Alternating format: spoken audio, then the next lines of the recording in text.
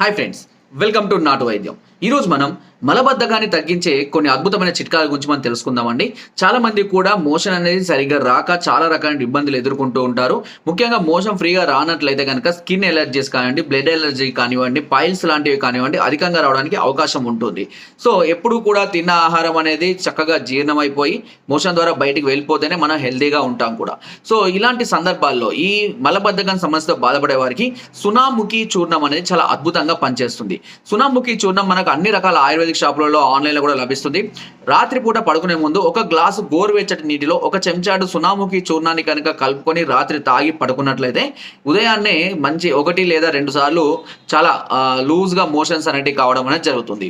ఒకవేళ సునాముఖి చూర్ణం మీకు దొరకనట్లయితే దీనికి బదులుగా మీరు త్రిఫల చూర్ణాన్ని కూడా ఉపయోగించవచ్చు. త్రిఫల చూర్ణం కూడా చాలా అద్భుతంగా పనిచేస్తుంది. ఈ మలబద్ధకాన్ని తగ్గించడం కోసం కంటిన్యూగా వాడాలి. కొద్ది రోజులు మంచి రిజల్ట్ వచ్చేదాకా మనకు అంటే కంప్లీట్గా ఈ ప్రాబ్లం క్యూర్ అయ్యేదాకా కొద్ది రోజులు వాడుతూనే ఉండాలి. లేదా చిట్టి ఆముదం అని మనకు సూపర్ మార్కెట్లో లభిస్తూ ఉంది. ఇప్పుడు చిన్న బాటిల్స్ లాగా ఆముదం అనేది లభిస్తుంది. చిట్టి ఆముదం అని రాసి ఉంటుంది.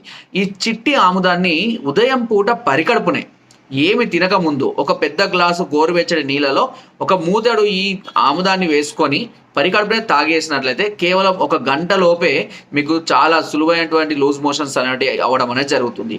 సో ఇందులో ఏ చిట్కా అయినా సరే మీరు ఉపయోగించినట్లయితే ఖచ్చితంగా మీకు ఈ మలబద్ధక సమస్య అనేది పూర్తిగా తగ్గిపోవడం అనేది జరుగుతుంది. ఇంకా ఎన్నో రకాలైనటువంటి ఔషధాలు ఉన్నాయి. కాయం చూర్ణం కానివ్వండి, కాయం మాత్రలు కానివ్వండి, ఇచ్చాబేది రస ఇది ఒకటి వేసుకుంటే అయితే రోజుకు 4-5 సార్లు పోవచ్చు. సో అలాంటివన్నీ కూడా ఉన్నాయి. బట్ మీ సమస్యలను తీవ్రతను బట్టి అవి వాడుకోవాలి. ఎక్కువగా వాడుకోవడం వల్ల కొన్ని రకాలైనటువంటి ప్రాబ్లమ్స్ వచ్చే అవకాశం అయితే ఉంటుంది. నో సైడ్ ఎఫెక్ట్స్, కొన్ని రకాల సమస్యలు వచ్చే అవకాశం ఉండవచ్చు. ఓకే, కాబట్టి మీ సమస్యను బట్టి మీ తీవ్రతను బట్టి మేము చెప్పినట్టుగా ముందుగా సునాముఖి చూర్ణం, త్రిఫల చూర్ణములు వీటిని స్టార్ట్ చేసుకోండి. ఓకే, ఇంకా ఏదైనా సలహాలు సూచనలు కావాలి అనుకుంటే కింద నెంబర్కి సంప్రదించండి. మీకు అన్ని రకాల సలహాలని సూచనలు నేను అందిస్తూ ఉంటాను. Thank you.